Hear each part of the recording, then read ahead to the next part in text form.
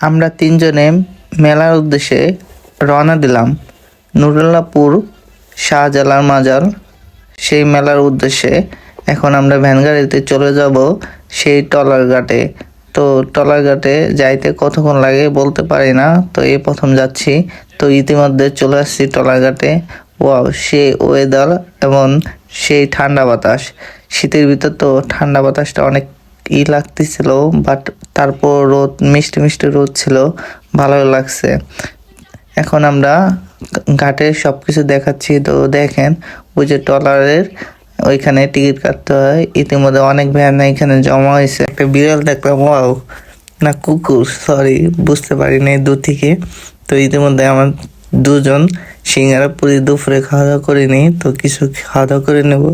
তার মাঝে আমি একটু সামনে ক্যামেরায় আমার ফেসটা একটু দেখলাম। ইতিমধ্যে আমার ভাইরে বললাম যে আমাকে একটু পিএজি দে।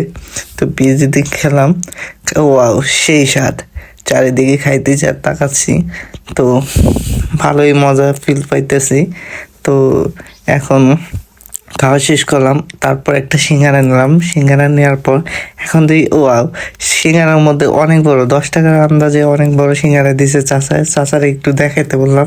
তো ইতিমধ্যে দেখলাম সিঙ্গারার পর পেঁয়াজু অনেক কিছু পাওয়া যায় চাচার এই দোকানে। তো বিশেষ করে আপনারা যদি এখানে আসেন, এই চাচার এইগুলো খেয়ে একবার ট্রাই করে দেখবেন, আপনারা সে মজার। আমি খেয়ে অনেক মজা পাইছি। তো ইতিমধ্যে একটা পেঁয়াজ দিয়ে সিঙ্গারাটা খেলাম। তারপর চলে গেলাম চার দোকানে। চার কালারটা দেখে ওয়াও, সেই ওয়েদার বা সেই ভালো লাগছে। দোকানটা কাঠের সাইডেই, ঠিক আছে। তো চা নিয়ে একটু ক্যামেরার সামনে এসে চাটা একটু চুমুক দিয়ে দেখলাম, না চাটা অনেক স্বাদ। তো ভালোই লাগছে, চার কালার আন্দাজের চাটা অনেক সুন্দর লাগছে আমার কাছে। বাট আপনাদের কাছে কেমন লাগছে সেটা বলতে পারবো না, কিন্তু আমার কাছে অনেক ভালো লাগছে। তো চাটা খাওয়ার পর একটু ক্যামেরাটা একটু অফ করে আবার চলে গেলাম ঘাটে। টলার টিকিট কাটেই আমরা টলারের উপরে উঠে গেলাম। উঠে যাওয়ার পর এখন চারদিকে একটু ক্যামেরা ঘুরিয়ে দেখাচ্ছি আপনাদের। দেখেন কত সুন্দর ওয়েদার। বিকাল টাইম তো ঠান্ডা আবহাওয়া, হালকা মিষ্টি মিষ্টি রোদ ছিল, তো ভালোই লাগছিল। ইতিমধ্যে আপনাদের সাথে আমিও সামনের ক্যামেরা দিয়ে একটু ওয়েদারটা ফিল নিলাম, আপনাদেরকেও ফিল দেখালাম। জাস্ট এই প্রথম আমি এই মেলায় যাচ্ছি, কখনো যাওয়া হয়নি। ইতিমধ্যে 2-3 ঘন্টা পর আমরা লঞ্চ গেটে এসে নামলাম। তো তখন সন্ধ্যা হয়ে গেছে, খুব অন্ধকার। তারপর ট্রলার থেকে নেমে দেখা যাচ্ছে মেলার গেট। গেটে থেকে অনেক দূর বলে মেলা সবাই বলতেছে। তো তারপর মেলার দিকে হেঁটে যাচ্ছি। গেটের ফার্স্ট হাঁটতে হাঁটতে অনেকে অন্ধকার ভিতর অনেক কিছু বলতেছে। তো অনেকে বলতেছে আমি হাঁটতে পারি না। তো তারপর কি করবে, তারপর হাঁটতে হবে মেলায়, যেহেতু আসতে হয়েছে। এর মাঝে আমরা মেলার গেটের দিকে ঢুকতে অবশেষে আমরা মেলার গেটের সামনে দিয়ে ভিতরে গেলাম। ভিতরে যায় দেখি নুরুল্লাহপুর হযরত শাহজালাল মাজার। তো মাজারের ভিতর অনেক লোক, যাওয়াই যাইতেছিল না, অনেক ভিড়। এই প্রথম আসছিলাম, তো ভাবছিলাম মনে হয় অনেকটা হবে, মানে লোকজন হবে না। বাট এই প্রথমে এসে দেখি অনেক লোক, এত লোক যা বলার বাইরে। তারপর মেলার ভিতরে অনেক কষ্ট করে ঢুকে তো মেলার অনেক কিছু দেখতেছি। তো আমার কাছে এই মেলাটা অনেক সুন্দর লাগছে। বাট আমার চিতে যারা ইয়াং জেনারেশন ভাই বিরাদার বা বন্ধু বান্ধব আছে, যারা অন্য কিছু আসক্ত বা অন্য কিছু খাওয়া দাওয়া করে, তাদের জন্য এই মেলাটা বিখ্যাত। তো যারা যারা আছেন বা আসেন নাই, তারা একবার এই মেলায় এসে ঘুরে দেখবেন, তো কতটা মজার আর কতটা ভালো লাগে। বাট মেলাতেও অনেক কিছু আছে, বা আপনার ইচ্ছা মতো সব কিছু কেনাকাটা বা ইচ্ছা মতো সবকিছু করতে পারবেন, এমন কিছু নাই মেলায় নেই। তার মাঝে এখানে দেখলাম ভক্তরা অনেক মানে মজার, মানে বক্সে গান বাজায় অনেকে জিগির করতেছে। তারপর অনেকে মনে করেন দাঁড়ায় দাঁড়ায় টিভিতে মনে করেন গানে ভিডিও দেখতেছে। পরে একটা জিনিস খেয়াল করলাম, রাত 12টার পর দেখলাম 7টা বাঁশ নিয়ে সুন্দরভাবে দেখলাম কাপড় দিয়ে পিছিয়ে সাজানো। তারপরে এই 7টা বাঁশ 7 জনে ধরে নাচায়া নাচায়া অনেক একটা মাজারে মাজারে যায়, এখানে তো মাজারে শেষ নেই।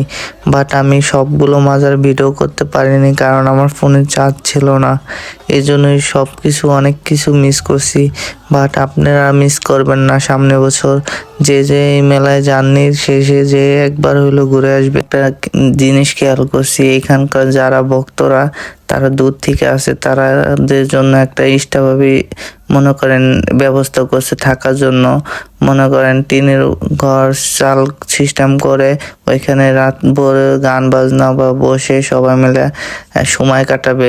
আরও কারণ আমি এখানে একটা বিশেষ একটা গুণ দেখছি, এখানে ফুল নেট পাওয়া যায় ফোনে, বাট কখনো নেটে কাজ করা হয় না।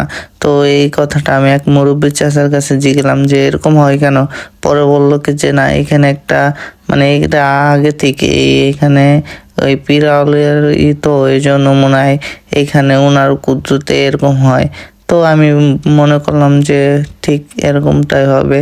তো আর কি করার, রাত্রে কোনো ফোন না টিপে সময় না কাটানো পায়রা ওনাদের সাথে এরকম গান বাজনায় এজেন্ট হইলাম বা গান বাজনা শুনলাম। তো আমার কাছে গান বাজনা শুনতে অনেক ভালো লাগে, তারপর আমি শুনতে শুনতে অনেক ভালো লাগছে। বাট এই গান বাজনা শুনে সারা রাত কাটাইছি। তো তার পাশাপাশি কিছু কিছু গান আমার কাছে অনেক ভালো লাগছে, এই জন্য আমি গানের ভিডিও করে রাখছি। তো বাট আপনাকে শোনার জন্য অনুরোধ করলাম, শুনে দেখবে বা বলবেন যে কেমন হয়েছে গানগুলো।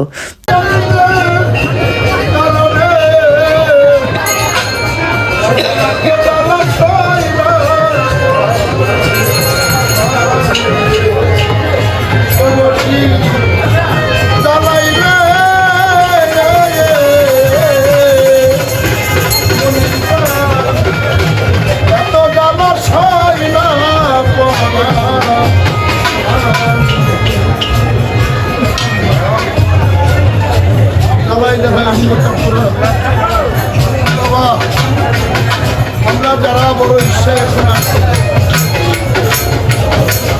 আমাদের কোথায় দাঁড়াবো সেই দাঁড়ানোর রাখার আমাদের ওখানে বসে থাকতো, গান করতাম। যারা আছে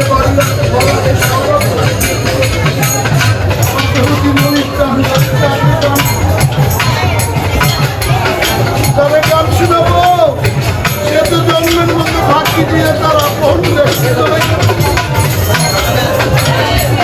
আর কতদিন গান শুনবেন আমার বাবা মনি।